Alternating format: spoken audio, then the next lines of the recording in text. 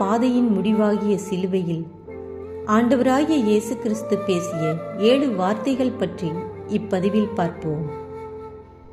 முதல் வார்த்தை, தந்தையே, இவர்களை மன்னியும், ஏனெனில் தாங்கள் செய்வது என்னவென்று இவர்களுக்கு தெரியவில்லை என்று சொன்னார்.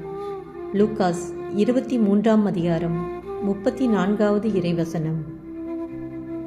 ஒரு சிறு குழந்தை தவறு செய்யும் போது அறியாமல் செய்துவிட்டதே என்று சொல்லி சுலபமாக நாம் மன்னிப்பது போல இயேசு தம்மை சிலுவையில் அறைந்தவர்களை மன்னித்தார். இருளின் சக்திகள் இந்த மனிதர்களுடைய மனக்கண்களை குருடாக்கி இவர்களது இருதயத்தை கடினப்படுத்தி இப்படி ஒரு கொடூர செயலை செய்ய ஏவின.